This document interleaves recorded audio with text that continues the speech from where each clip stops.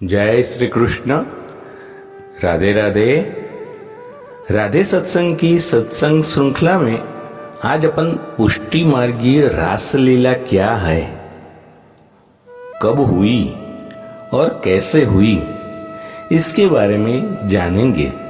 लेकिन प्रियजनों, इससे पूर्व अगर अपने राधे सत्संग चैनल को सब्सक्राइब न किया हो तो कर देना, जिससे आपको हर सत्संग की जानकारी नोटिफिकेशन से मिलती रहे। और हाँ, अगर ये वीडियो आपको पसंद आए तो वीडियो को लाइक करके शेयर जरूर करना, जिससे आपके अन्य स्नेही जन भी लाभान्वित हो सके। तो प्रिय आत्मीय जनों, श्री वल्लभ की प्रेरणा से प्रेरित होके हम जानेंगे कि पुष्टि मार्गीय रासलीला क्या है।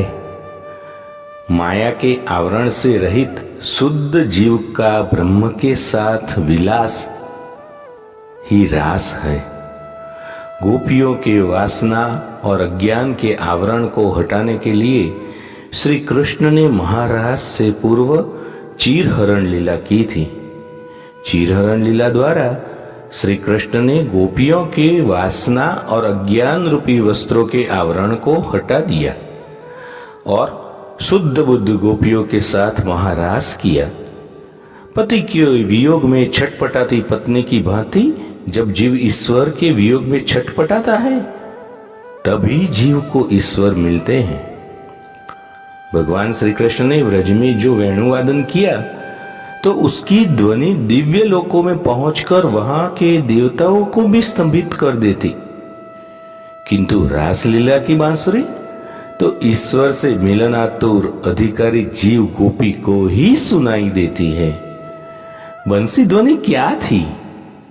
ये भगवान का आह्वान था, जो अपने समस्त इंद्रियों के द्वारा केवल और केवल भक्ति रस का ही पान करे, वही गोपी है। स्त्रीत्व तथा पुरुषत्व की विस्मृति होने के बाद ही गोपी भाव जागता है। शुद्ध गोपी भाव जागने के बाद ही रास की बंसी का स्वर कानों में सुनाई देने लगता है, और इसी कारण वेणुनाद एवं रास की अधिकारिणी गोपियां ही हुई।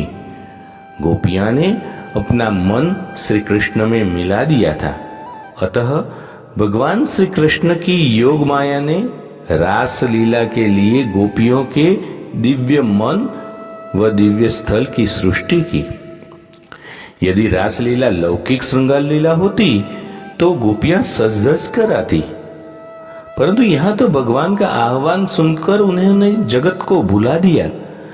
गोपियां जगत भूल गई।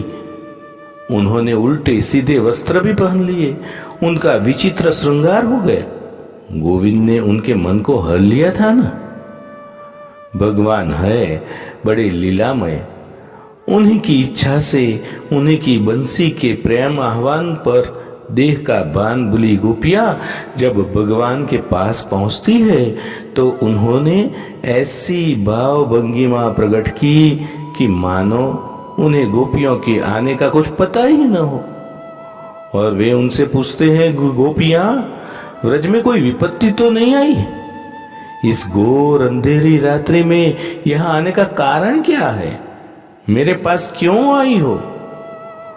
पति सेवा और संतान सेवा करो, वही तुम्हें सुख मिलेगा। मैं सुख नहीं, केवल आनंद ही दे सकता हूं।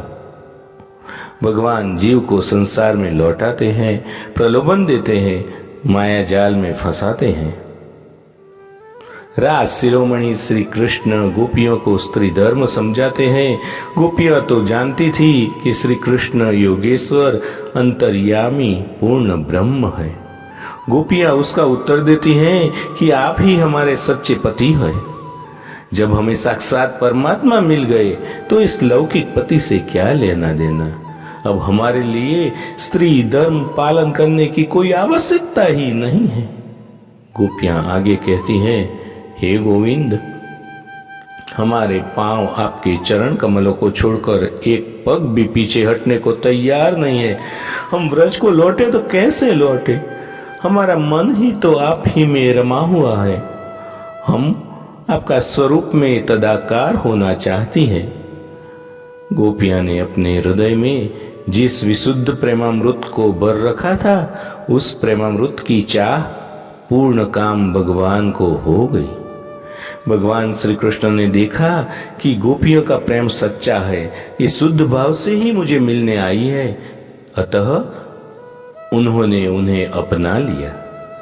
गोपियां ने भगवान का प्रेमामृत दिया, गोपियों ने भगवान को सुखी देखा तो उनको परम सुख हुआ, और भगवान ने गोपियों को सुखी देखा तो भगवान को परम सुख हुआ। एक दूसरे को सुखी बनाकर सुखी होना, इसी का नाम तो रास है। तत्सुखे सुखित्वम प्रेम लक्षणम।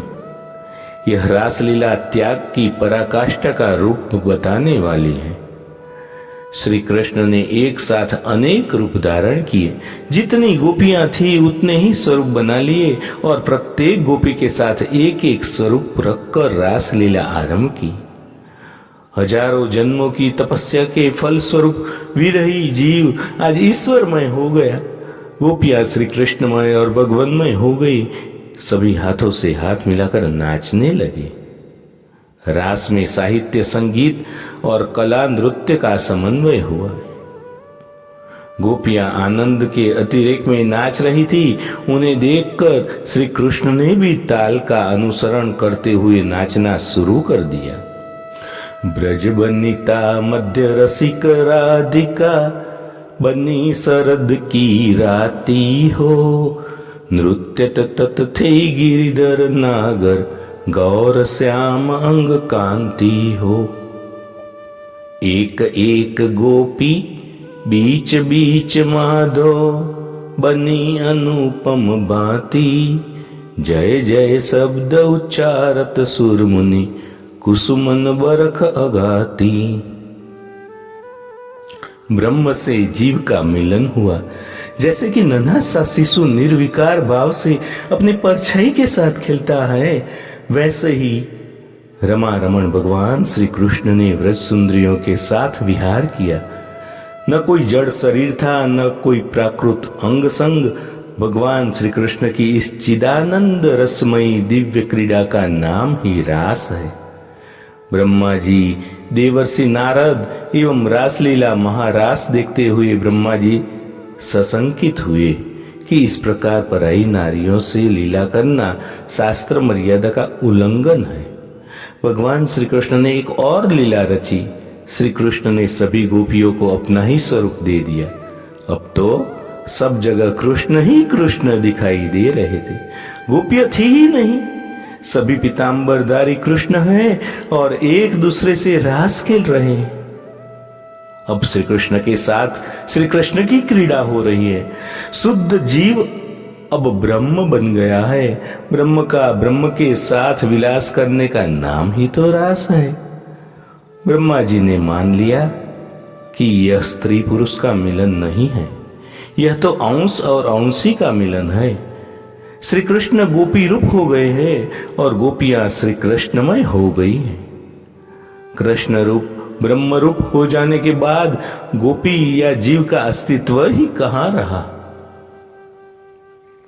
तो प्रियजनों, पुष्टि मार्गीय रासलीला के इस सत्संग के साथ राधे सत्संग को यहां विराम देते हैं। इसके साथ हम आज के सत्संग को श्री वल्लभ के चरणों में समर्पित करें और फिर मिलेंगे राधे सत्संग के नए सत्संग के साथ। लेकिन इससे पूर्व अगर आपने राधे सत्संग चैनल को सब्सक्राइब न किया हो तो कर देना, और इस वीडियो को अगर पसंद पड़े तो लाइक करके शेयर जरूर करना, जिससे आपके अन्य स्नेहीजन भी लाभान्वित हो सके। जय श्री कृष्ण। राधे राधे।